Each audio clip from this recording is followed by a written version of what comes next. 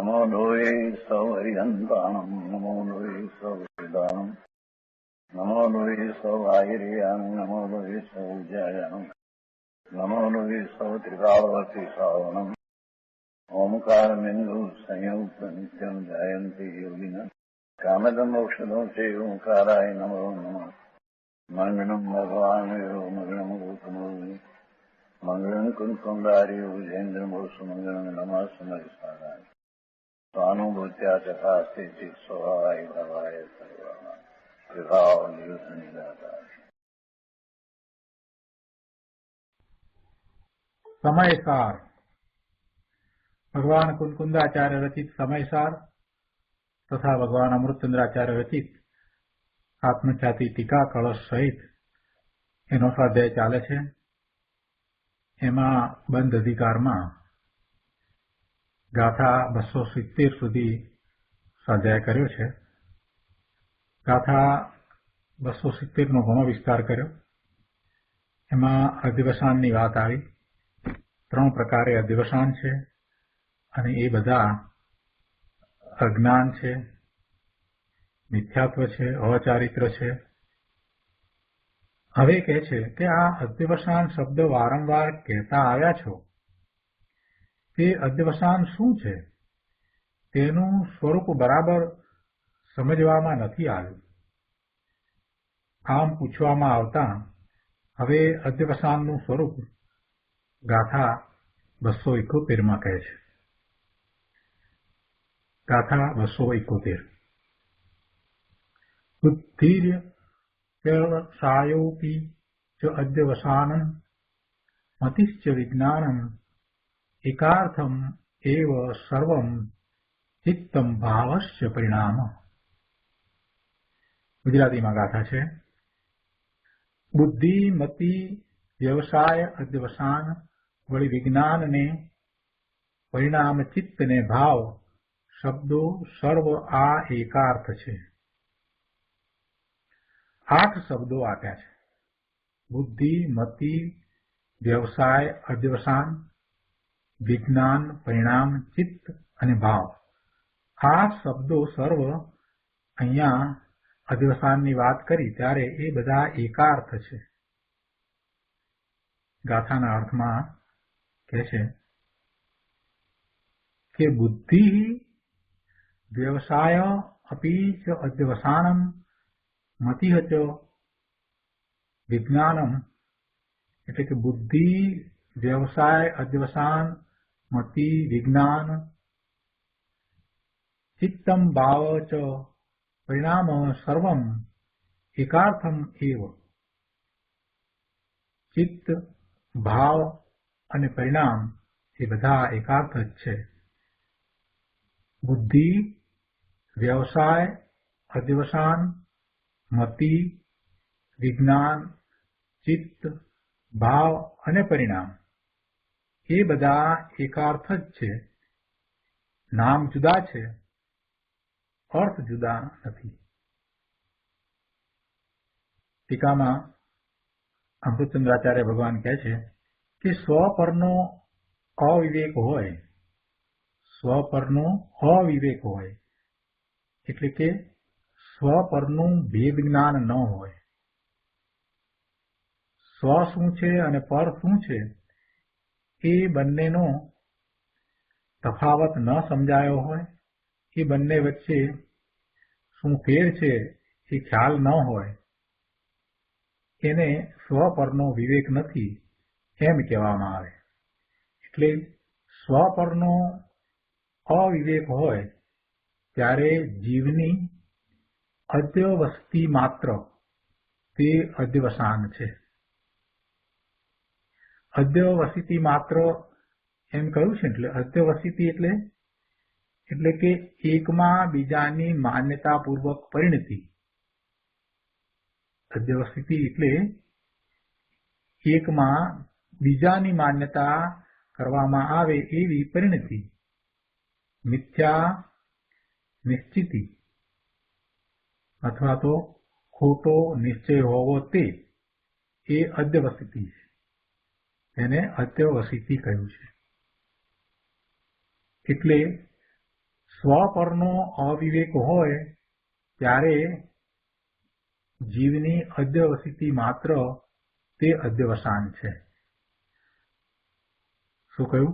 જ્યારે જીવને સ્વ અને પરનો વિવેક નથી વર્તતો, સ્વને જાણતો નથી અને પર સાથે સ્વને ભેળવી દે છે, અથવા તો પરમાં એકત્વ બુદ્ધિ કરી અને પરને અને સ્વને જુદા નથી જાણતો, સ્વ શું છે અને પર શું છે એનો જેને વિવેક નથી, એવા જીવ અધ્યવસિતિ માત્ર તે અધ્યવસાન છે. તે એવું હોય ત્યારે જીવને એ અધ્યવસિતિ માત્ર તે અધ્યવસાન છે. એટલે કે એવું હોય ત્યારે એકમાં બીજાની માન્યતાપૂર્વક પરિણતિ જે છે તે અધ્યવસાન છે. સ્વ પરનું ભેદ જ્ઞાન નથી, સ્વ પરનો વિવેક નથી, ત્યારે જીવને એકમાં બીજાની માન્યતા કરવારૂપ પરિણતિ છે તે અધ્યવસાન છે. અને તે જ અર્થાત જેને અધ્યવસાન કહ્યું તે જ બોધન માત્રપણાથી બુદ્ધિ છે.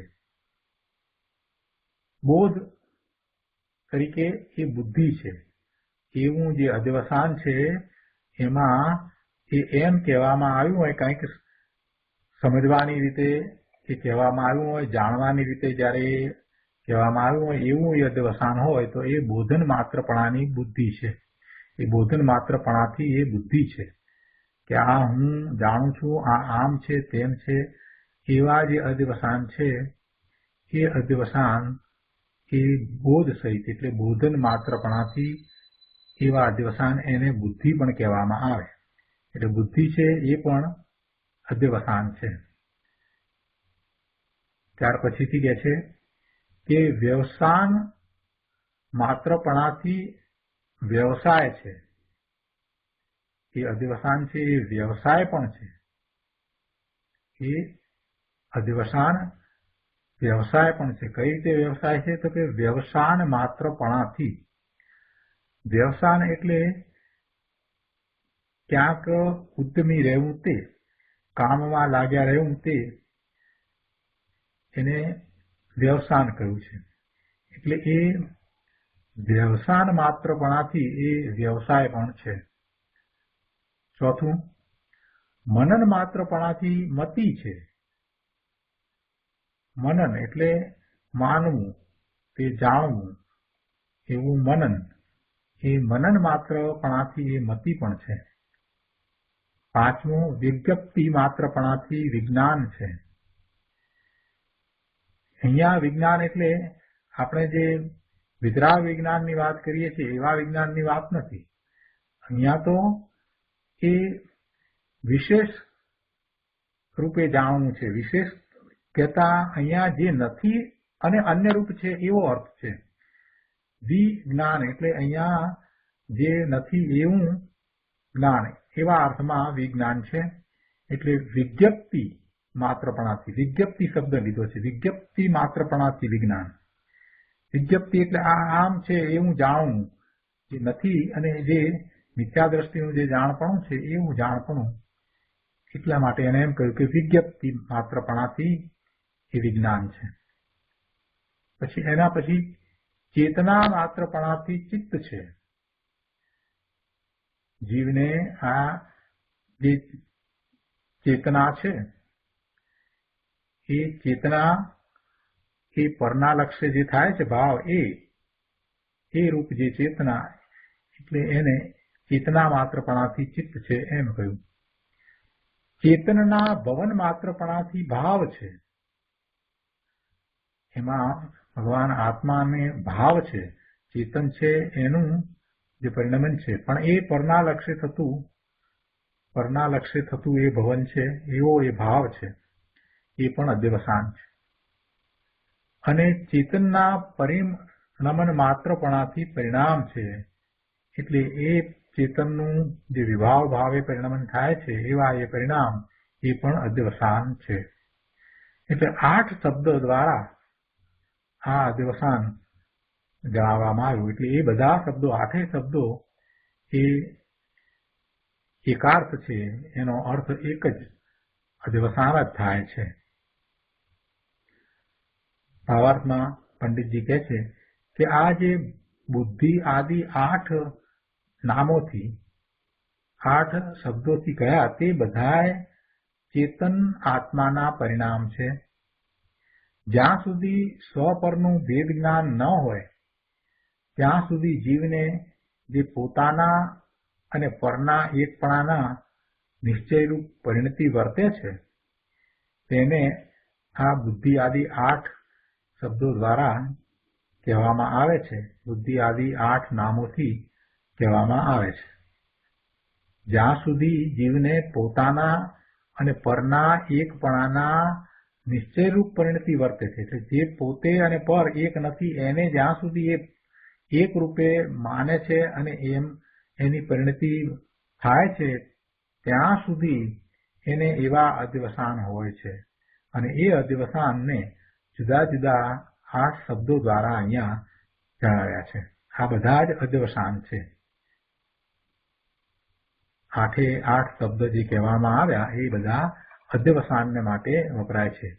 બુદ્ધિ, વ્યવસાય, અધ્યવસાન, મતિ, વિજ્ઞાન, ચિત્ત, ભાવ અને પરિણામ એ બધા અધ્યવસાન એમ સૂચવનારા જ છે.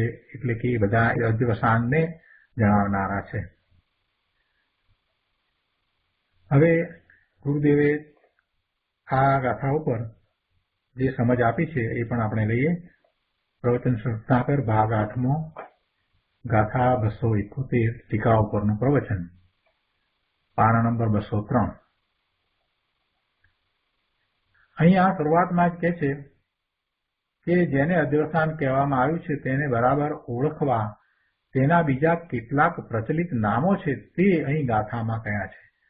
કે આ બધા નામો દ્વારા પણ છેવટે આપણે એને ઓળખવા છે અધ્યવસાનને તો આપણે ઓળખી શકીએ છીએ. કેમ કે અધ્યવસાન શું છે જુદા જુદા નામ દ્વારા એ કહેવામાં આવ્યું એટલે ખ્યાલ આવે કે આ બધાનો અર્થ પણ અધ્યવસાન જ થાય છે. એટલે બીજા પ્રચલિત નામો અધ્યવસાનને માટે જે છે એ અહીંયા ગાથામાં કહેવામાં આવ્યા છે. ટીકા ઉપરના પ્રવચનમાં ગુરુદેવ કહે છે કે જુઓ શું કહ્યું કે અનંત ગુણનો પિંડ ચૈતન્ય ચિંતામણી એક જ્ઞાયક ભાવ માત્ર વસ્તુ તે હું સ્વ કોણ પહેલા તો એની વાત કરી. કેમ કે સ્વ અને પરનું જેને ભેદ જ્ઞાન નથી, સ્વ અને પરનો જેને વિવેક નથી એને આવા અધ્યવસાન હોય છે. એટલા માટે પહેલા તો એ વાત કરી કે ભગવાન આત્મા આનંદ ગુણનો પિંડ ચૈતન્ય ચિંતામણી જ્ઞાયક ભાવ માત્ર વસ્તુ તે હું સ્વ એમ અનુભવવાને બદલે હું પરને મારું જીવાડું દુઃખી કરું સુખી કરું એવા અધ્યવસાનના ભાવે જે થાય છે, અથવા તો હું નારકી છું મનુષ્ય છું એવા અધ્યવસાનના ભાવે થાય છે, અથવા તો એ હું ધર્માસ્તિકાય આદિ પરદ્રવ્યોને જાણવા વાળો છું, ત્યાં હું ધર્માસ્તિકાય આદિ પરદ્રવ્યોને જાણું છું, જાણનારો છું તે હું એમ એ માને છે તો એ સ્વ અને પરનો ભેદ જાણતો નથી. સ્વ શું છે અને પર શું છે એનો એને વિવેક નથી. એટલે ગુરુદેવે અહીંયા એ વાત પહેલા સમજાવી છે. શું સમજાવ્યું કે અનંત ગુણનો પિંડ ચૈતન્ય ચિંતામણી એક જ્ઞાયક ભાવ માત્ર વસ્તુ તે હું સ્વ એમ જાણી અને એમ અનુભવવાને બદલે હું પરને મારું જીવાડું દુઃખી સુખી કરું ઇત્યાદિ માને, અથવા તો હું નારકી હું મનુષ્ય ઇત્યાદિ માને, અથવા તો ધર્માસ્તિકાય આદિ પરદ્રવ્યો જણાય ત્યારે હું ધર્માસ્તિકાય આદિ પરદ્રવ્યોને જાણું છું જાણનારો તે હું એમ સ્વને માને છે. પણ એ સ્વ નથી. તે હું સ્વ એમ નહીં પણ એ બધું પર છે એમ એની બુદ્ધિ હોવી જોઈએ. પણ અહીંયા તો એ પરદ્રવ્યોને જાણું છું જાણનારો તે હું સ્વ એમ નહીં પણ પરદ્રવ્યોને હું જાણું છું એમ પરથી એકત્વ બુદ્ધિ કરે તે સ્વ પરનો અવિવેક છે. જાણનારો હું એ સ્વ એ તો વાત બરાબર છે, પણ પરદ્રવ્યોને હું જાણું છું એમ પરથી એકત્વ બુદ્ધિ કરે તે સ્વ અને પરનો વિવેક ચૂકી જાય છે, એટલે એ સ્વ પરનો અવિવેક છે. અને આવો સ્વ પરનો અવિવેક હોય ત્યારે, અર્થાંત સ્વ પરનું ભેદ જ્ઞાન ન હોય ત્યારે જીવની અધ્યવસિતિ માત્ર, અર્થાંત જીવની પરમા પોતાપણાની માન્યતા, અધ્યવસિતિ એટલે પરમા પોતાપણાની માન્યતા, એવો અભિપ્રાય તે અધ્યવસાન છે. અને આવું અધ્યવસાન મિથ્યાત્વ રૂપ છે, અજ્ઞાન રૂપ છે, અને એ અચારિત્ર છે. એ વાત આપણે અગાઉ કરી ગયા છીએ. 8 નામ અધ્યવસાનના કયા છે. બોધન માત્રપણાથી બુદ્ધિ એ અધ્યવસાન છે.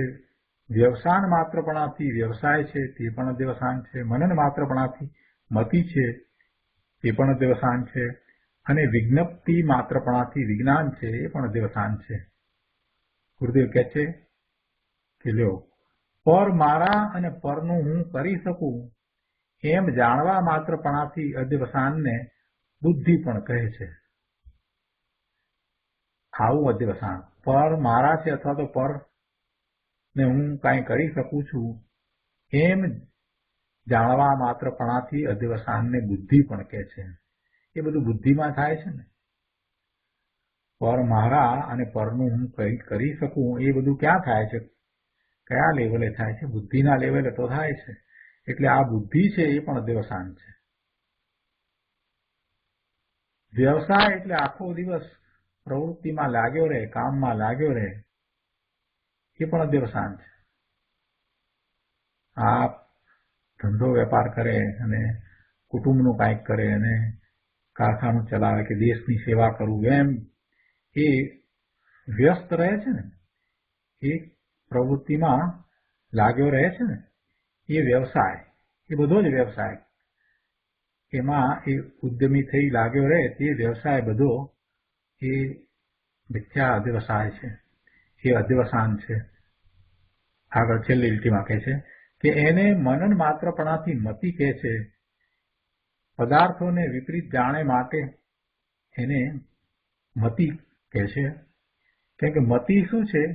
એ મનથી એ એનું જાણવું થાય છે, એ મતિ છે.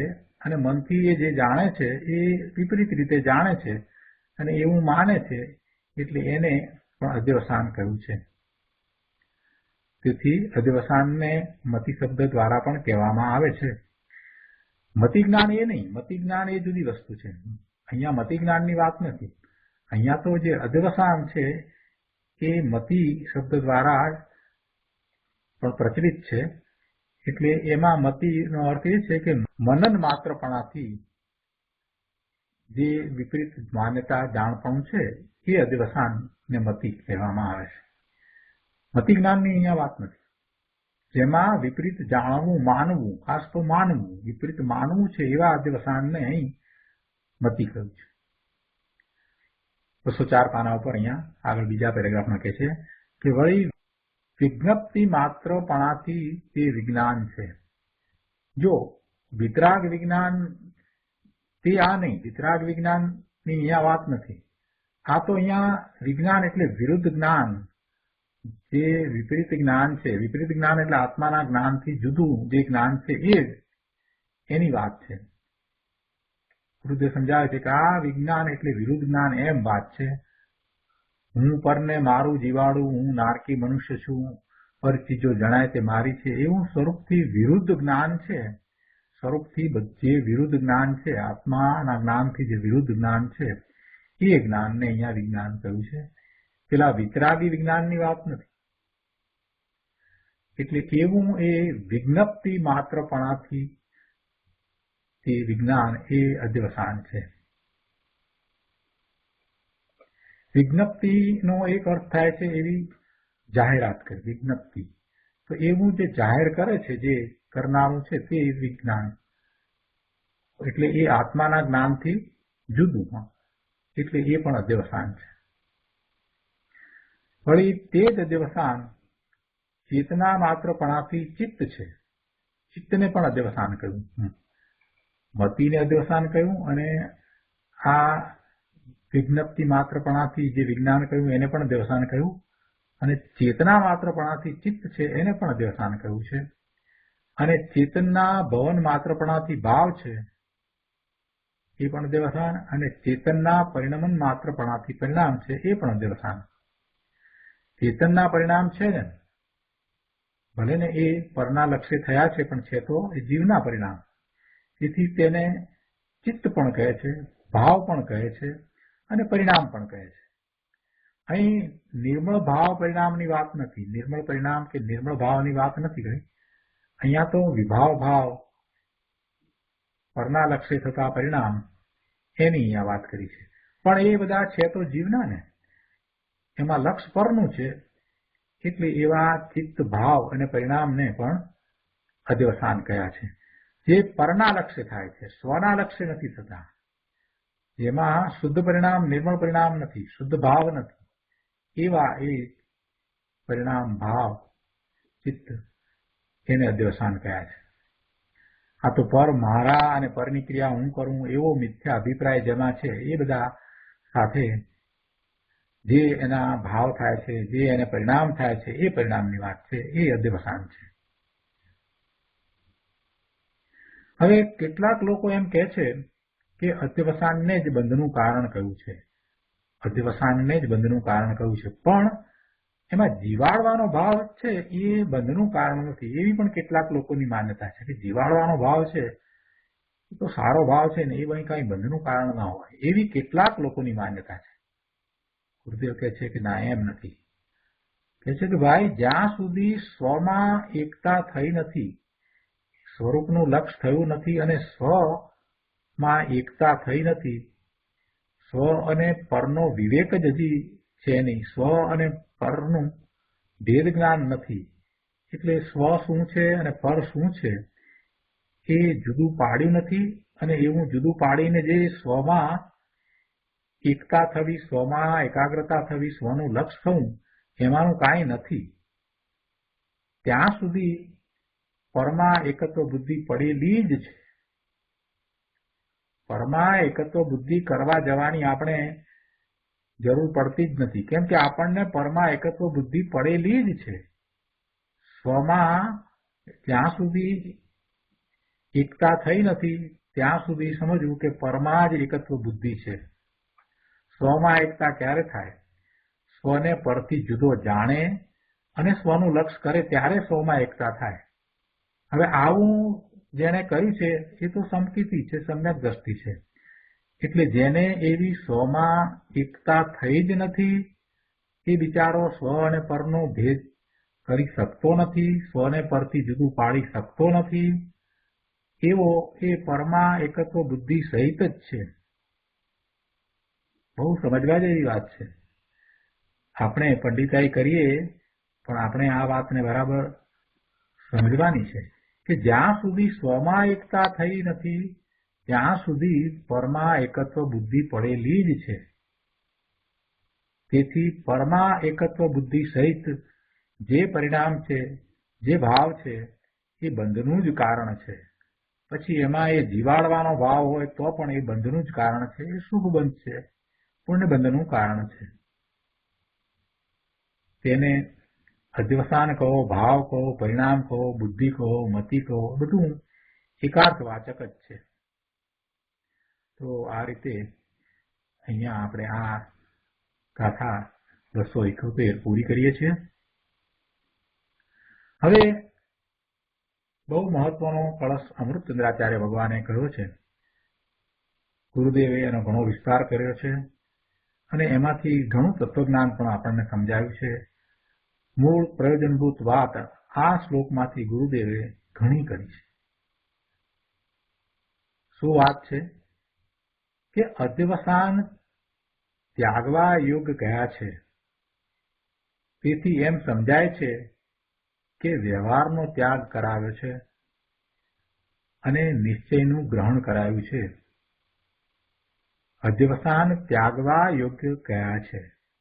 તેથી એમ સમજાય છે કે વ્યવહારનો ત્યાગ કરાવ્યો છે ત્યાગવા યોગ્ય અધ્યવસાન છે એમ કહ્યું, પણ એના દ્વારા આ મહાપુરુષો કહે છે કે એમાં એક ગૂઢ અર્થ ભરેલો છે, અને એ દ્વારા એમ સમજમાં આવે છે કે વ્યવહારનો ત્યાગ કરાયો છે.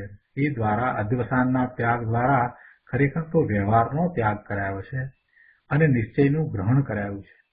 અને એવા અર્થનું આગળની ગાથા જે આવવાની છે એની સૂચના રૂપ કાવ્ય હવે કહે છે.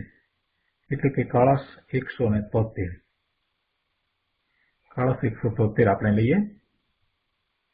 સર્વત્ર અધ્યવસાન એવ અખિલમ ત્યાજ્યમ યદુક્તમ જિનૈઃ તન્મન્યે વ્યવહાર એવ નિખિલોપ્ય આશ્રય ત્યાજિત સમ્યક નિશ્ચયમ એકમ એવ તદમિ નિષ્કંપમાં ક્રમ્યપિમ શુદ્ધ જ્ઞાન ઘને મહિમ્નિ ન નિજે વદનંતિ સંતો ધૃતિમ. કળશ 173 એના અર્થમાં કહે છે કે આચાર્યદેવ કહે છે કે સર્વત્ર યદ અધ્યવસાનમ, સર્વ વસ્તુઓમાં જે અધ્યવસાન થાય છે, અખિલમ જિનૈઃ એવં ત્યાજ્યમ ઉક્તમ, તે બધાય અધ્યવસાન જીન ભગવાનોએ પૂર્વોક્ત રીતે ત્યાગવા યોગ્ય કહ્યા છે. સર્વ વસ્તુઓમાં જે અધ્યવસાન થાય છે તે બધાય અધ્યવસાન જીન ભગવાનોએ પૂર્વોક્ત રીતે ત્યાગવા યોગ્ય કહ્યા છે. તત્વમન્યે અન્ય આશ્રયો વ્યવહાર એવ નિખિલ અપી ત્યાજિત. તેથી અમે એમ માનીએ છીએ કે પર જેનો આશ્રય છે એવો વ્યવહાર સઘળોએ છોડાયો છે. અહીંયા એકાંત કર્યું છે, વચ્ચે જ મૂક્યો છે. શું કહ્યું કે તેથી અમે એમ માનીએ છીએ કે પર જેનો આશ્રય છે એવો વ્યવહાર જ સઘળોએ છોડાયો છે. એ અધ્યવસાન ત્યાગવાની વાત કરતા વ્યવહાર જ છોડાયો છે અને બધો વ્યવહાર છોડાયો છે. તત્ અમી સંત એકમ સમ્યક નિશ્ચયમ એવ નિષ્કંપમ અક્રમ્ય. તો પછી આ સત્પુરુષો એક સમ્યક નિશ્ચયને નિષ્કંપપણે અંગીકાર કરીને શુદ્ધ જ્ઞાન ગને નિજે મિહિમની ધૃતિમ કિં ન વદંતી. એક સમ્યક નિશ્ચયને નિષ્કંપપણે અંગીકાર કરીને શુદ્ધ જ્ઞાન ઘન સ્વરૂપ નિજ મહિમામાં એટલે આત્મ સ્વરૂપમાં સ્થિરતા કેમ ધરતા નથી? શું કહ્યું શ્લોકમાં કે આચાર્યદેવ એમ કહે છે કે સર્વ વસ્તુઓમાં જે અધ્યવસાન થાય છે એ બધા અધ્યવસાન જીનેશ્વર ભગવાનોએ તો પહેલા જ એને ત્યાગવા યોગ્ય કહી દીધા. જીનેશ્વર ભગવાને એને ત્યાગવા યોગ્ય કહ્યા છે. બધા અધ્યવસાનને જીન ભગવાનોએ, બધા જ જીનેશ્વર ભગવાનોએ એને ત્યાગવા યોગ્ય કહ્યા છે. એ પહેલા વાત આવી ગઈ છે. તેથી અમે એમ માનીએ છીએ, અમે એટલે કોણ? આ આચાર્ય ભગવાન છે એ કહે છે કે તેથી અમે એમ માનીએ છીએ કે પર જેનો આશ્રય છે એવો વ્યવહાર જ સઘળો છોડાયો છે.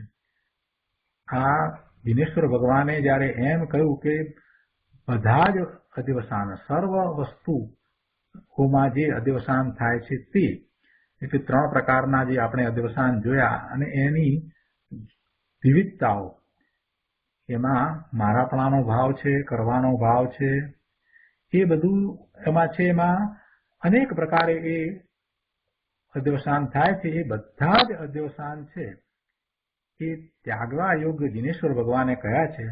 તેથી આચાર્ય ભગવાન એના ઉપરથી એમ કહે છે કે તેથી અમે એમ માનીએ છીએ કે પર જેનો આશ્રય છે એવો વ્યવહાર જ બધો છોડવા જેવો છે. એ છોડાવવા માટે જ એ અધ્યવસાન છોડવાનો ઉપદેશ છે, અથવા તો અધ્યવસાન છોડવાનો ઉપદેશ છે તો એ ત્યારે જ સાર્થક થાય કે જ્યારે બધો વ્યવહાર છોડવામાં આવે.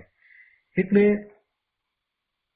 આચાર્ય ભગવાનનું કહેવું એમ છે કે જ્યારે જિનેશ્વર ભગવાને બધા જ અધ્યવસાન ત્યાગવા યોગ્ય છે એમ કહ્યું છે, તો પછી અમે એમ માનીએ છીએ કે આ વ્યવહાર સઘળો વ્યવહાર જ છોડવા યોગ્ય છે એમ એમાં જિનેશ્વર ભગવાનની વાણીમાં કહેવાનો આશય છે.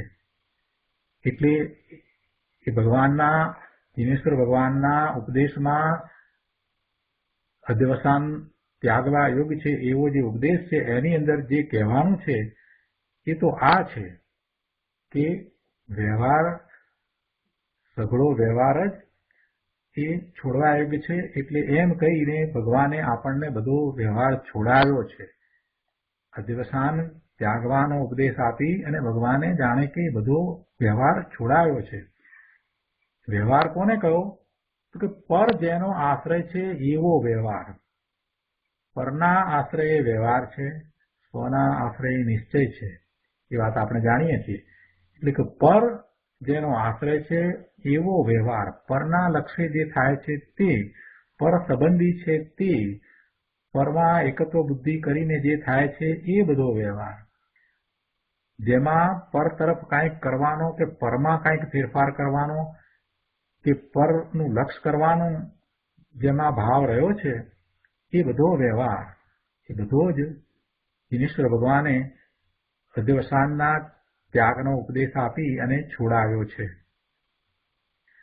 આ વાત કરી પછી આચાર્ય ભગવાન કહે છે કે આમ વાત છે તો પછી આ સત્પુરુષો એક સમ્યક નિશ્ચયને જ નિષ્કંપપણે અંગીકાર કરીને,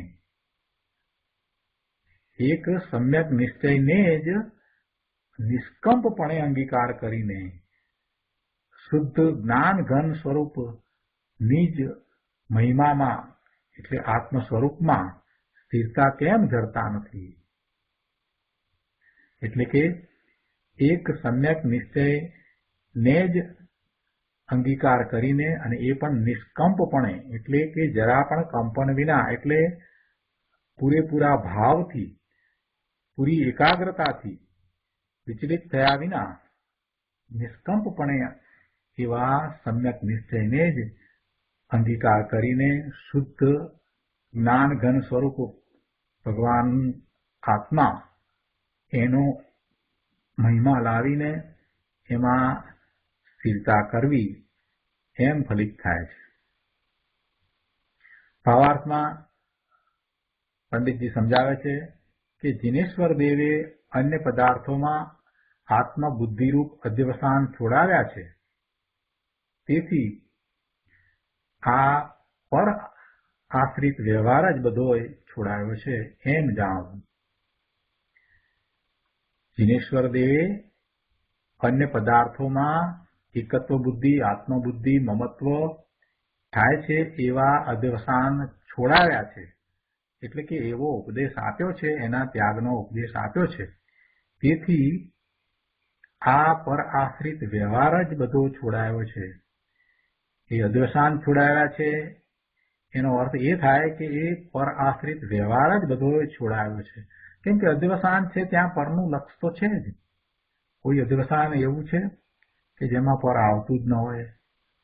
હું બીજાના પરના કામો કરું, પરને જીવાડું, મારું, સુખી કરું, દુઃખી કરું, ખવડાવું, પીવડાવું, નવડાવું, ભણાવું, આશ્રય આપું, ઘરમાં રાખું, શીખવાડું, કોમ્પ્યુટર શીખવાડું, કોઈ પણ લો, બધી પરના લક્ષ્ય જ વાત છે. તો એમાં પર તરફનું લક્ષ્ય જાય છે.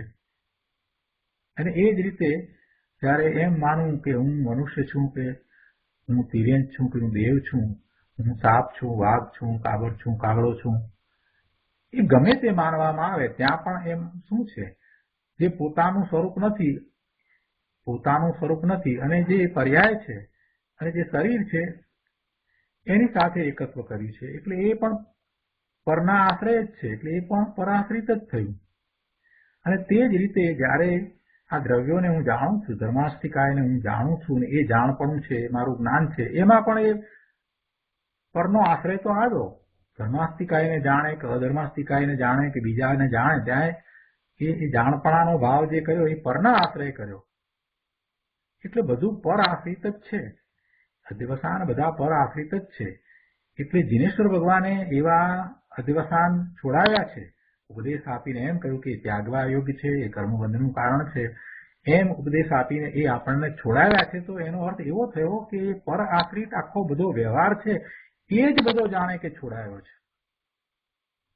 જીનેશ્વર દેવે અન્ય પદાર્થોમાં આત્મબુદ્ધિરૂપ અધ્યવસાન છોડાવ્યા છે, તેથી આ પર આશ્રિત બધો વ્યવહાર જ છોડાયો છે એમ જાણવું.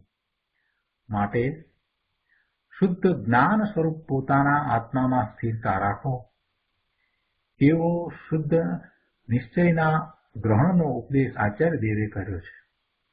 વળી જો ભગવાને અધ્યવસાન છોડાવ્યા છે તો હવે સત્પુરુષો નિશ્ચયને નિષ્કંપપણે અંગીકાર કરી સ્વરૂપમાં કેમ નથી થતા એ અમને આશ્ચર્ય થાય છે, અચરજ થાય છે, એમ કહીને આચાર્ય દેવે આશ્ચર્ય બતાવ્યું છે.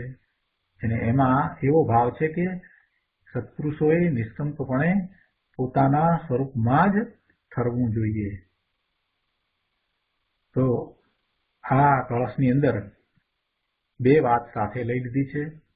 એક અધ્યવસાન છે, એ બધો પર આશ્રિત વ્યવહાર જ છે એમ કહીએ તો ખોટું નહીં. અધ્યવસાન છોડાવ્યા છે એટલે એ દ્વારા પર આશ્રિત વ્યવહાર જ છોડાવ્યો છે એમ જાણવું. અને એના ઉપરથી શુદ્ધ જ્ઞાન સ્વરૂપ પોતાના આત્મામાં સ્થિરતા કરવાનો ઉપદેશ પણ આવી જાય છે. શુદ્ધ નિશ્ચય નયના ગ્રહણનો ઉપદેશ પણ એમાં આવી જાય છે. અને બીજી વાત એ પણ કહી કે સત્પુરુષોએ એ જ કરવા યોગ્ય છે. સત્પુરુષો એમ કેમ નથી કરતા એમ કરીને જે આશ્ચર્ય બતાવ્યું છે, એટલે કે સત્પુરુષોએ એ જ કરવા યોગ્ય છે, પોતાના સ્વરૂપનું ગ્રહણ કરવા યોગ્ય છે. એટલે આ કળશની અંદર નિશ્ચય નયનું ગ્રહણની વાત લીધી છે. નિશ્ચય છે એ જ આદરવા યોગ્ય છે અને વ્યવહાર છે એ ત્યાગવા યોગ્ય છે એ વાત લીધી છે. એટલે ગુરુદેવે એનો ઘણો વિસ્તાર કર્યો છે. જેમ 11મી ગાથા વખતે જે રીતે વાત લીધી હતી અને જેમ વિસ્તાર કર્યો તો એવા જ ઉલ્લાસથી આ કળશનો પણ ગુરુદેવે ખૂબ વિસ્તાર કર્યો છે. આપણે એ બધો વિસ્તાર એમની પાસેથી સમજીએ. પ્રવચન રત્નાકર ભાગ 8મો, પાના નંબર 204, કળશ 173, શ્લોકાર્થ ઉપરનું પ્રવચન. એમાં શરૂઆતમાં જે કહ્યું ને કે સર્વત્ર યદ અધ્યવસાનમ, સર્વ વસ્તુઓમાં જે અધ્યવસાન થાય છે, અખિલમ તે બધાય જીનૈ, જીન ભગવાનોએ એવમ પૂર્વોક્ત રીતે ત્યાજ્યમ ઉક્તમ, ત્યાગવા યોગ્ય કયા છે. એ વાતને ગુરુદેવ સમજાવતા અહીંયા 205માં પાના ઉપર કહે છે કે જુઓ, આ આગળની ગાથાનો ઉપોદ્ઘાત કરે છે. હવે પછી જે ગાથા આવવાની છે એની સૂચના અહીંયા આપી છે, એનો ઉપોદ્ઘાત કર્યો છે. એ શું એમાં વાત આવવાની છે એ વાત અહીંયા કરી છે.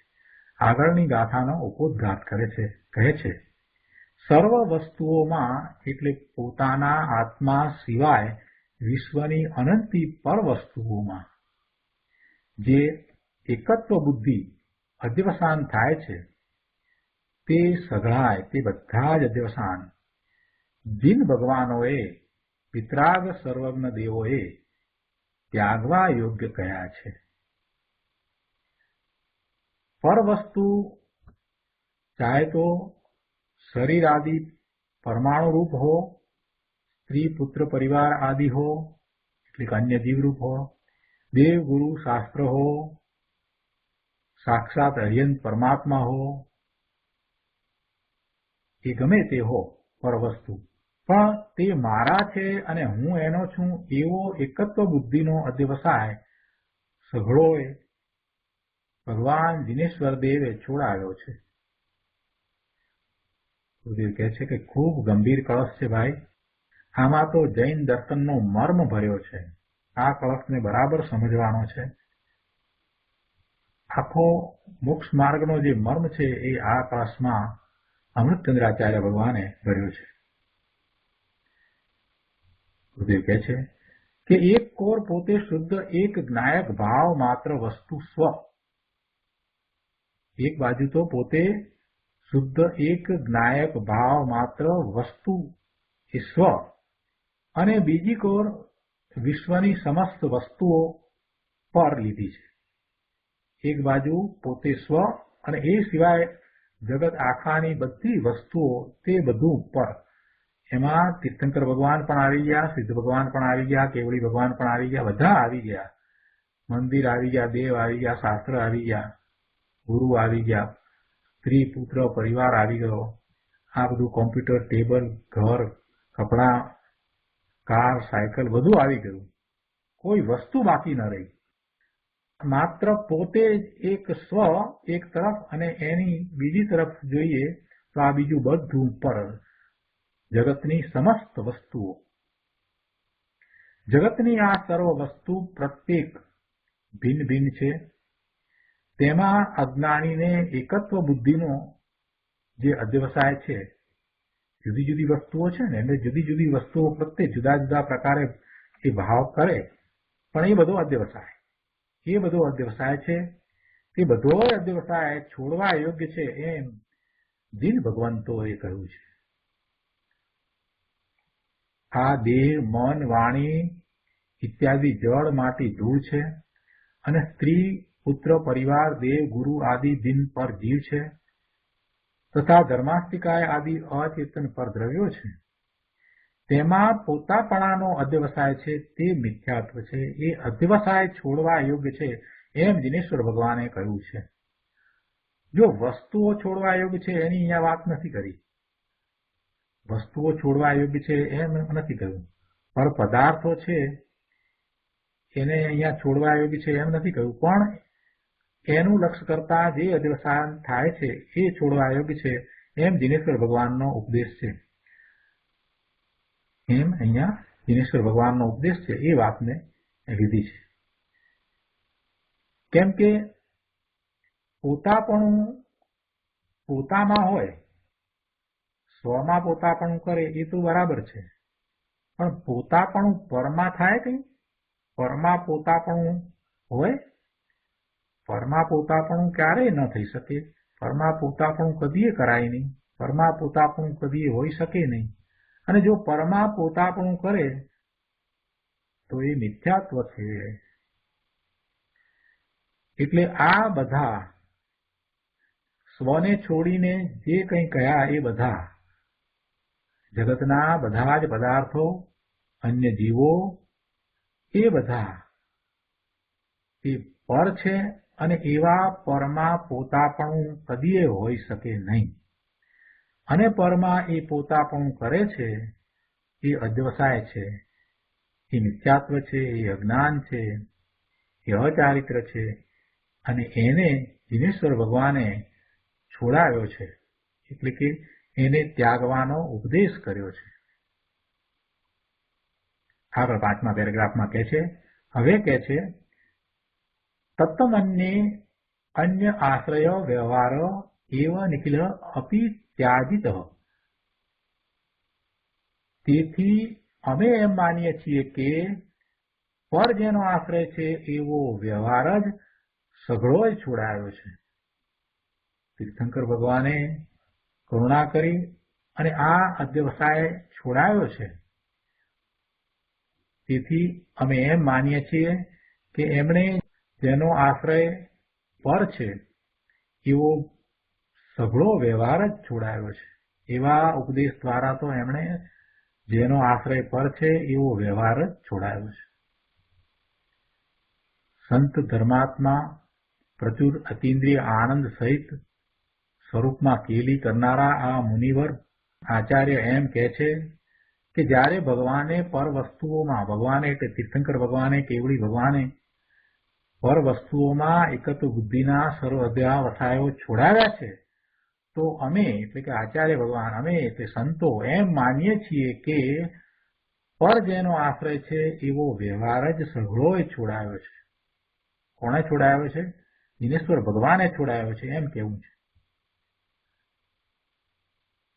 આશ્રય શબ્દ અહીં મૂક્યો છે ને, આશ્રય શબ્દ ચોખ્ખો અહીંયા લખ્યો છે. આશ્રય શબ્દ છે પડ્યો છે. પરનો આશ્રય એ આશ્રય, પરના આશ્રય જે થાય છે એ બધો વ્યવહાર છે. એટલે પરનો એટલે વ્યવહારનો આશ્રય એ જીવને છોડાયો છે. વ્યવહાર સગળોય પર આશ્રિત છે, અને વ્યવહારનો આશ્રય ન કરવો એટલે કે પરનો આશ્રય ન કરવો, અથવા તો પરનો આશ્રય ન કરવો એટલે કે વ્યવહારનો આશ્રય ન કરવો. બંનેનો અર્થ એક જ થાય. શું થાય?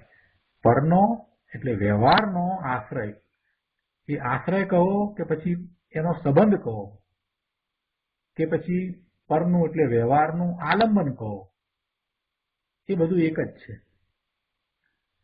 આ શુભ ભાવ છે ને, દયા, દાન, વ્રત, તપ, ભક્તિ, દેવગુરુ શાસ્ત્રની ભેદરૂપ શ્રદ્ધાનો વિકલ્પો, એ બધો શુભ ભાવ છે એ પર આશ્રિત છે, અને એ વ્યવહાર છે. એ સર્વ પર આશ્રિત વ્યવહાર છે. એ પરિણામમાં પરનો આશ્રય એટલે પરનો સંબંધ છે ને, દેવગુરુ શાસ્ત્રની શ્રદ્ધા, તો દેવ હોય, ગુરુ હોય, શાસ્ત્ર હોય, એ બધા સ્વથી જુદા પર છે ને. આ પરની દયા, આ પરને દાન આપવા, આ વ્રત પાળવા, એમાં પણ શરીર છે ને, વ્રત પાળવામાં આવે છે તો એ શરીરનું લક્ષ્ય એમાં થાય છે ને. આ તપ, બાહ્ય તપ છે, એ બધું શું છે? એ પરના લક્ષ્ય થાય છે ને. એટલે એમાં એ બધું પર આશ્રિત છે, અને એવો પર આશ્રિત વ્યવહાર છે, અથવા તો પર સાથેનો એમાં સંબંધ છે. એ સંબંધ કઈ સ્વ સાથેનો નથી, સ્વને આશ્રય નથી, એ બધું પરના આશ્રય છે અથવા પરના સંબંધે છે. તો એ સઘળોય પર આશ્રિત વ્યવહાર ભગવાને છોડાવ્યો છે એમ અમે સમજીએ છીએ. આવી ધર્માત્માની પ્રતીતિ છે. એટલે એવા મુનિવરોની આવી પ્રતીતિ છે. આચાર્ય ભગવાનની એવી પ્રતીતિ છે કે દિનેશ્વર ભગવાને અધ્યવસાય છોડાવ્યો છે, તો આ સઘળોય વ્યવહાર જ છોડાવ્યો છે. આગળ 206 પાના ઉપર 5મા પેરેગ્રાફમાં અહીંયા 4મી લીટીમાં કહે છે કે ત્રિલોકનાથ પરમાત્મા તો એમ ફરમાવે છે કે પરમાં મારાપણાની એકત્વ બુદ્ધિનો અધ્યવસાય મિથ્યાત્વ છે, અને તે સઘળોય છોડવા યોગ્ય છે. આ દેવ મારા અને ગુરુ મારા એવો અધ્યવસાય પણ ભગવાને છોડવા યોગ્ય કહ્યું છે. અઘરું લાગે, પણ એ બધો અધ્યવસાય છોડવા યોગ્ય કહ્યું છે. ગુરુદેવ કહે છે કે 12 અંગનો સાર એક કળશમાં ભરી દીધો છે. અમૃતચંદ્રાચાર્ય ભગવાનની ગજબની શૈલી છે. આમાં તો મોક્ષ માર્ગને ખુલ્લમ ખુલ્લા જાહેર કરી દીધો છે. કહે છે પર પદાર્થની એકત્વ બુદ્ધિ જેમ ભગવાને છોડાવી છે, તેમ પરના આશ્રય થતા વ્યવહારના ભાવ સઘળાય તથા જ એ પરના આશ્રય થતા ભાવ, પરના સંબંધે થતા ભાવ દિનેશ્વર ભગવાને છોડાવ્યા છે. જેમ પરમાં એકત્વ બુદ્ધિ છોડવા યોગ્ય જ છે, તેમ વ્રત, તપ, શીલ, સંયમના બાહ્ય પરિણામ, 28 મૂળ ગુણના વિકલ્પ અને પંચ મહાવ્રત આદિના પરિણામ કે જે મુનિને હોય છે, તે બધાએ પર આશ્રિત હોવાથી છોડવા યોગ્ય જ છે. ગજબ વાત છે ભાઈ. જો આ વાતની સૂક્ષ્મતા સમજાય નહીં, એટલે જે અડધું પડધું સાંભળતા હોય, અડધું પડધું સમજતા હોય ને, એને આ વાત ગળે ઉતરે નહીં. એટલે એમને જે વાત હોય એ વાત અહીંયા ગુરુદેવે કહી છે કે અત્યારે તો હવે આમાં લોકોને મોટી તકરાર ને વાંધા છે. એમને એમ છે કે આ બધું દયાદાન, વ્રત, ભક્તિ, પૂજા ઇત્યાદિ શ્રાવકના આચરણ અને મુનિના બાહ્ય આચરણ અમે કરીએ છીએ તે શું બધા ખોટા છે? એ બધા તમે છોડવાની વાત કરો છો તે બધા શ્રાવકના અને મુનિના આચરણરૂપ જે વ્યવહાર છે એ બધો ખોટો છે? અને એવા વ્યવહારને નહીં સ્થાપો તો પછી જૈન ધર્મ જ નહીં રહે. આવી લોકોની માન્યતા અને એ પ્રમાણે લોકોનો વાંધો છે. ઘણાને એમ લાગે કે હા, વાત બરાબર છે. જો આમ કરવામાં આવે તો પછી એવું થશે કે આ શ્રાવક ધર્મ અને મુનિ ધર્મના આચરણ રૂપ જે વ્યવહાર છે એ નહીં હોય તો જૈન ધર્મ જ નહીં રહે. જૈન ધર્મ નહીં ટકી રહે. શું ખરેખર આવું હશે? આના કારણે જૈન દર્શન છે, જૈન ધર્મમાં આવી જ વાત છે. આ બધા કેવળ જ્ઞાન પ્રાપ્ત કરી અને મોક્ષે ગયા, સિદ્ધ થયા, એ બધા માત્ર આવું કરીને જ ગયા હશે? વર્તમાનમાં મહાવિદ્ય ક્ષેત્રમાં 20 તીર્થંકર ભગવાન અને કેટલાય કેવળી ભગવાન બિરાજી રહ્યા છે. તો શું બધાએ આ રીતે જૈન ધર્મને માન્યો હશે? એવી એમની જૈન ધર્મની શ્રદ્ધા હશે કે બીજું કંઈ હશે? જેને મનમાં એમ છે ને કે આ શ્રાવકના અને મુનિના આચરણરૂપ વ્યવહારને નહીં સ્થાપો તો જૈન ધર્મ જ નહીં રહે, અને આ તમે જે બધું કહ્યું કે શુભ ભાવ અને આ 5 વ્રતના વિકલ્પને એના પરિણામ જે મુનિઓને હોય છે, એ આ બધું જે છે તે પર આશ્રિત વ્યવહાર છે. એ પર આશ્રિત વ્યવહાર જ દિનેશ્વર ભગવાને અધિવસાન ત્યાગવા યોગ્ય છે એમ કહી અને છોડાવ્યો છે. તો પછી આ રીતે જોઈશું તો કોઈ વ્યવહાર ધર્મ રહેશે જ નહીં. એટલે જૈન ધર્મ જ નહીં રહે. આવી માન્યતા કેટલાક લોકોને છે, કેટલાકને નહીં, ઘણાને છે. લગભગ જેમને આવા શાસ્ત્રોનો જેને અભ્યાસ નથી ને એમને એવી જ માન્યતા છે. શું છોડવાનું કહ્યું છે એ સમજ્યા નથી ને એટલે એવી માન્યતા છે. ગુરુદેવે એનું સમાધાન આપ્યું છે, આપણે એ સમાધાન લઈએ. ગુરુદેવ કહે છે કે કરુણા કરીને કહે છે કે બાપુ, જૈન ધર્મ તો એક વિતરાગ ભાવ સ્વરૂપ છે. વિતરાગ ભાવ સ્વરૂપ છે. આત્માનું સ્વરૂપ કેવું છે? આત્મામાં કાંઈ કસાય છે? એક પણ કસાય આત્મામાં છે? કસાય રહિત આત્મા છે. વિતરાગ સ્વરૂપ, કસાય રહિત જે સ્વરૂપ છે એને વિતરાગ સ્વરૂપ કહેવાય. બધા કસાયોનો અભાવ થાય ત્યારે વિતરાગતા પ્રગટ થાય છે. 12મા ગુણસ્થાને સર્વ કસાયોનો અભાવ થતા વિતરાગતા પ્રગટ થાય છે. અને 13મા ગુણસ્થાને કેવળી ભગવાન, હરિન્દ્ર ભગવાન, તીર્થંકર ભગવાન બિરાજે છે અને એમની વાણીમાંથી આ પરમ સત્ય પ્રગટ થાય છે. શું કહ્યું છે કે વિતરાગ સ્વરૂપ આત્મા છે, પણ એ વિતરાગ સ્વરૂપ આત્મા પર્યાયમાં જ્યારે પ્રગટ થાય છે ત્યારે એ કસાય રહિત દશા છે. એમાં કોઈ કસાય રહ્યો નથી. કોઈ પણ એક પણ કસાય નથી. ક્રોધ, માન, માયા, લોભની વાત કરીએ એ બધા જે કસાયો આપણે જાણીએ છીએ અને નો કસાય, એ 25 પ્રકારના કસાયોમાંથી કોઈ પણ કસાય રહ્યો નથી. અને એમ એ વિતરાગતા પ્રગટ થાય છે. એટલે જૈન ધર્મ તો એક વિતરાગ ભાવ સ્વરૂપ છે, જેમાં સર્વ કસાયોનો ક્ષય થાય છે. દિનેશ્વર ભગવાનને કોઈ કસાય રહ્યા નથી. જીન કહેતા એમણે જીત્યા છે. આપણે એમ કહીએ છીએ કે રાગ, દ્વેષ ને મોહને જીત્યા છે. એટલે એ બધા કસાયોનો ક્ષય કર્યો છે અને એમ એ દિનેશ્વર થયા છે, એમ જીન થયા છે. એટલે કે એ વિતરાગ સ્વરૂપ એમણે એ રીતે પ્રગટ કર્યું છે. તો વિતરાગતા મુખ્ય વસ્તુ છે. ગુરુદેવ અહીંયા એક લીટીમાં જે કહેવા માંગે છે એને આપણે પકડવાનું છે. શું કહ્યું કે જૈન ધર્મ તો એક વિતરાગ ભાવ સ્વરૂપ છે, શુદ્ધ ચૈતન્યના પરિણમન સ્વરૂપ છે. શુદ્ધ ચૈતન્ય, ભગવાન આત્મા ત્રિકાળ જે શુદ્ધ છે એવું શુદ્ધ પૂર્ણ શુદ્ધ સ્વરૂપ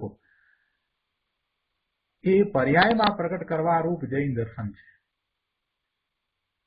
વ્રત આદિનો રાગ કાંઈ જૈન ધર્મ નથી. જૈન ધર્મ શું છે તો કે એ તો વિતરાગ ભાવ સ્વરૂપ છે, શુદ્ધ ચૈતન્યના પરિણમન સ્વરૂપ છે. એવું શુદ્ધ ચૈતન્યનું પર્યાયમાં પ્રગટ થવું એવું જૈન દર્શન છે, એવું જૈન ધર્મ છે. વ્રતાદિનો રાગ કાંઈ જૈન ધર્મ નથી. જોકે ધર્મીને એવો વ્રતાદિનો રાગ હોય છે, જ્યાં સુધી પૂર્ણ દશા એ પ્રગટ નથી કરતા, જ્યાં સુધી પોતાના સ્વરૂપમાં સ્થિર નથી થતા, ત્યાં સુધી એવા જ્ઞાની ધર્મી શ્રાવક અને મુનિઓને વ્રત આદિનો શુભભાવ હોય છે, પણ એ કાંઈ ધર્મ નથી. વળી ધર્મનું મૂળ સમ્યક દર્શન છે. સમ્યક દર્શન વિના જે કાંઈ બાહ્ય આચરણ છે તે બધા ખોટા છે. એને વ્યવહાર પણ કહેતા નથી. વ્યવહાર ક્યારે કહેવાય? નિશ્ચય હોય ત્યારે વ્યવહાર કહેવાય. નિશ્ચય છે નહીં અને માત્ર બાહ્ય ક્રિયાઓ વગેરે છે, પરના લક્ષ્ય થતા શુભભાવ છે, તો એને વ્યવહાર કહેવામાં આવતો નથી. નિશ્ચયને સમજ્યો જ નથી, એને વ્યવહાર ક્યાંથી હોય?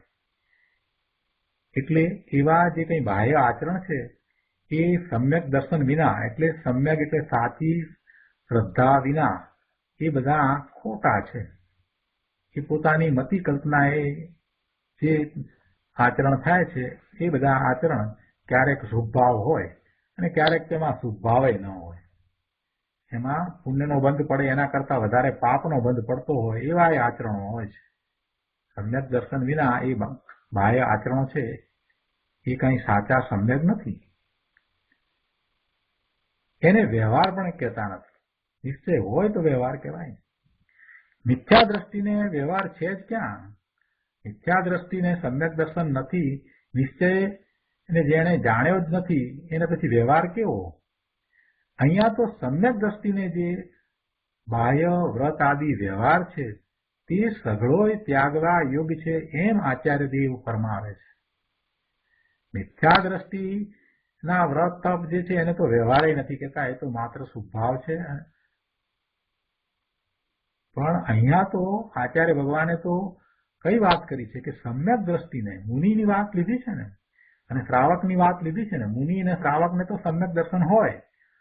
ચોથમા ગુણસ્થાને સમ્યક દ્રષ્ટિ છે, એ પછી પાંચમા ગુણસ્થાને દેશવૃત્તિ થાય અને છઠ્ઠા ગુણસ્થાને સર્વવૃત્તિ મુનિ હોય છે.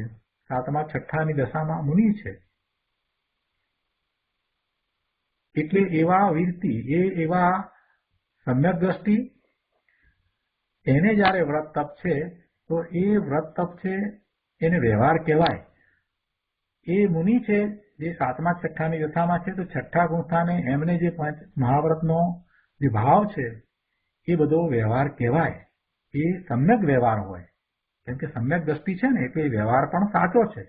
છતાંય એ બધો વ્યવહાર, એ સઘળો વ્યવહાર ત્યાગવા યોગ્ય છે એમ આચાર્ય દેવ અહીંયા ફરમાવે છે. સમ્યક દ્રષ્ટિને મિથ્યાત્વનો ત્યાગ કરાયો છે. તે કારણથી અમે એમ માનીએ છીએ કે પર જેનો આશ્રય છે એવો વ્યવહાર જ સઘળોય સંકિતિને છોડાવ્યો છે એમ આચાર્ય દેવ કહે છે. માર્ગ બહુ સૂક્ષ્મ છે. આ વ્યવહાર પણ છોડવાની વાત છે. વ્યવહાર શા માટે છોડવાનો છે? કેમ કે એ વ્યવહારને પકડીને રહેશે જ્યાં સુધી એ વ્યવહારમાં એટલે બહારમાં રહેશે, પરનું લક્ષ કરીને રહેશે, ત્યાં સુધી એ સ્વરૂપમાં સ્થિરતા કરી શકશે જ નહીં. જ્યાં સુધી એવા ભલે સાચા સમ્યક વ્યવહારમાં હોય તો પણ એ જ્યાં સુધી વ્યવહારમાં છે એટલે કે પરનું લક્ષ કરીને વ્રત તપ આદિમાં રહ્યો છે, ત્યાં સુધી એ બહારમાં રોકાઈ રહ્યો છે. પૂજા ભક્તિના ભાવમાં છે, મુનિ પણ એવા ભાવમાં છે, તો પણ એ શુભ ભાવ છે, એ સમ્યક વ્યવહાર છે, તો પણ એ ત્યાં રોકાઈ રહ્યો છે તો પોતાના સ્વરૂપમાં એ સ્થિરતા કરી શકતો નથી. અને કરવાનું શું છે કે પોતાના ચૈતન્ય ભગવાન આત્મામાં સ્થિરતા કરવાની છે. ચૈતન્યના પરિણામ છે એને જૈન દર્શન કહ્યું છે. ચૈતન્યના પરિણામ એને પૂર્ણપણે પ્રગટ કરવાના છે. પૂર્ણ શુદ્ધ દશાને પ્રગટ કરવી છે. એ સ્વના આશ્રય થાય છે ને એ સ્વના આશ્રય પહેલા લીનતા ને પછી આગળ વધતા એમાં સ્થિરતા કરતા થાય છે. એટલે એવી સ્વમાં સ્થિરતા કરવી છે. એટલા માટે આવા સમ્યક વ્યવહારને પણ છોડાવ્યો છે. તો આજનો સ્વાધ્યાય આપણે અહીંયા સુધી રાખીએ છીએ. ગુરુદેવ તો આનો ઘણો વિસ્તાર કરે છે. આવતા સ્વાધ્યાયમાં એ બધું આપણે કહીશું. સુખધામ અનંત સુસંત ચરી દિન રાત રહે તદ જ્ઞાન મહી પ્રશાંતિ અનંત સુધામય છે પ્રણમુ પદ તે વરતે